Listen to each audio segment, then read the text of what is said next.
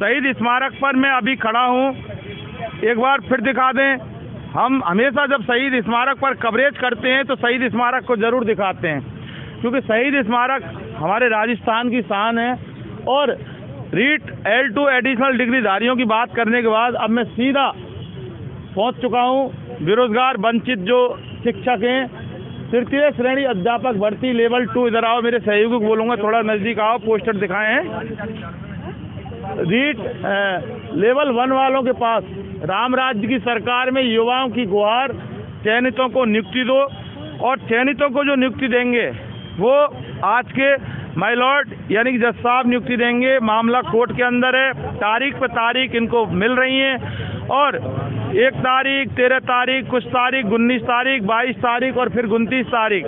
29 तारीख को क्या हुआ कोर्ट के अंदर हम इन लोगों से जानेंगे। ये चयनित शिक्षक हैं, कुछ संख्या में अभी कमी है, कुछ गए बाहर।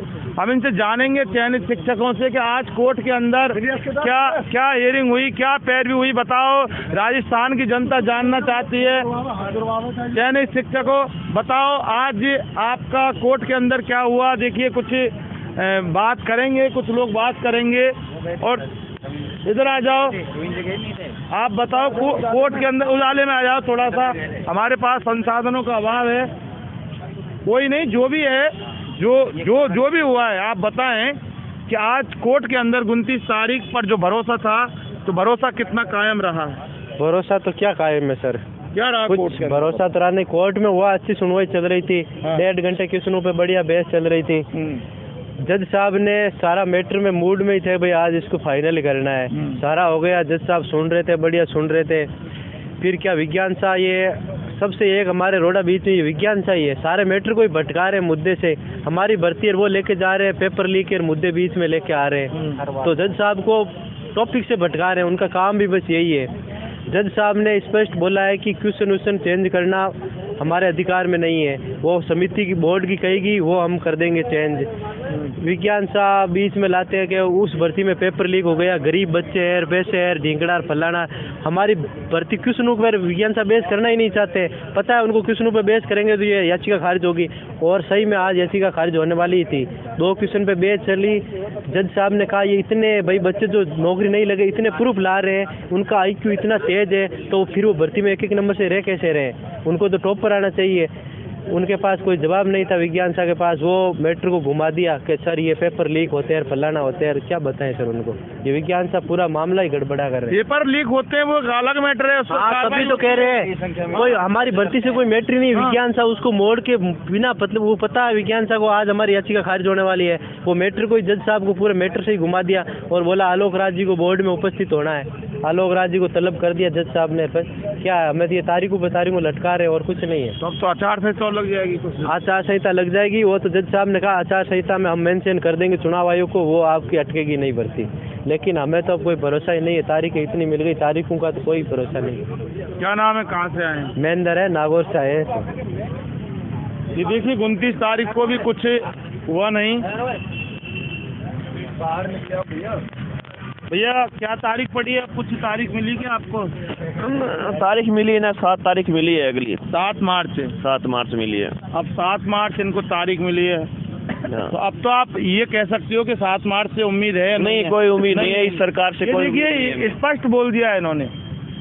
कल रात को जब हम यहाँ 9-10 बजे कवरेज कर रहे थे तो इन्होंने ये कहा था कि आंदोलन की आज रात अंतिम होगी, और हमने वही हेडिंग चलाया क्योंकि पूरा भरोसा था। इन्होंने कहा था कि हम बिस्तर बांध के और जाएंगे और ये हमारी अंतिम रात होगी। लेकिन अब उस तारीखों पर ये साफ बोल रहे हैं, बैठे जरूर हैं, हक इंसाफ के लिए बैठे हैं, बैठे रहेंगे, लेकिन तारीख कोई भी हो उस पर कोई विश्वास नहीं है। कोई विश्वास नहीं है। जो मैटर ही नहीं है, हमारा मैटर किसने पर है, उसको घुमाकर 3 साल पुराना मैटर ला रहे हैं। तो इसका मतलब तो सरकार चाहती नहीं है, वो डेट पर डेट देना चाह रही है। कुछ भी नहीं होने वाला, हमें उम्मीद तोड़ चुके हैं। न्यायपालिका से भरोसा नहीं, न्यायपालिका पर तो भरोसा करना पड़ेगा। आपको उठ गया, अच्छी बात है। और ये देख सकते हैं आप राजस्थान का भविष्य किस तरह से अधर झूल में है। आपका नाम क्या है, कहाँ से आए हो? रवीन पुनिया, चूरू से। ये चूरू से बैठे हैं, बहुत दिनों से बैठे हैं, अपना घर परिवार छोड़कर बैठे हैं, मायूस हो चुके।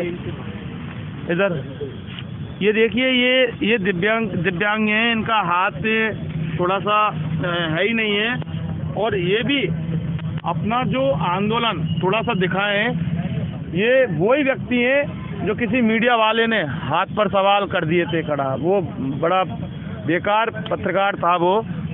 अच्छा ये बताएं कि कहाँ से हो आप और आपका नाम क्या है? जैसलमेर से रमेश नाम मेरा। तो अब उम्मीद तो सारी खत्म हो गई आपकी? उम्मीद तो टूट चुकी, पूरी खत्म ही। लेकिन कहते को उम्मीद पर दुनिया कायम है। अब दुनिया कायम होगी, मैं कायम नहीं हूँ, मैं थक चुका हूँ। ये देखिए उम्मीद से भी थक चुके। क्या कहे, कुछ कहने के लिए रहे ही नहीं है। कोर्ट तो तारीख पे तारीख दे रहा है। अब मैटर क्या था, क्वेश्चन संबंधी मैटर चल रहा था। इन्होंने 3 साल का रिकॉर्ड पूछ लिया कि 3 साल पुराने भर्तियाँ हुई, उनका रिकॉर्ड दो। तो भर्तियों का क्या, हमारी भर्ती के बारे में हम तो कोर्ट से पैरवी कराने के लिए बोल रहे थे। दूसरा मैटर ला के खड़ा कर दिया। ये गवर्नमेंट अब चाहती ही नहीं है कि यार कोई और मैटर है, वो तो बोर्ड जाना है या कोर्ट जाना है। आवाज़ तक नहीं निकल रही। ये वाकई आवाज़ तक, और आवाज़ निकलेगी भी कैसे जब इनके साथ इस तरह का जो मामला हो गया है, तो आवाज़ इनकी कैसे निकलेगी? इधर इधर देखो, इधर इनको पोस्टर के पास लेके चलेंगे। देखो। हाँ सर, हाँ यही बता दीजिए। हाँ, क्या नाम है आपका, कहाँ से? धर्मेंद्र नाम है, नागौर से हम।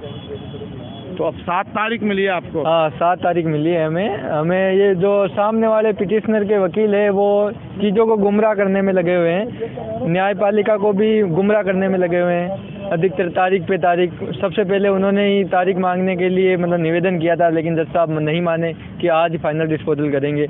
और जब केस चल रहा था, हियरिंग अच्छी चल रही थी, जब क्वेश्चनों पे बेस चल रही थी, तो बीच में ही वो मतलब पेपर लीक कर, ये मुद्दा वो मुद्दा, किसान, मतलब ऐसी चीज़ें लेकर के डाइवर्ट हो गया केस, भटका दिया मामला।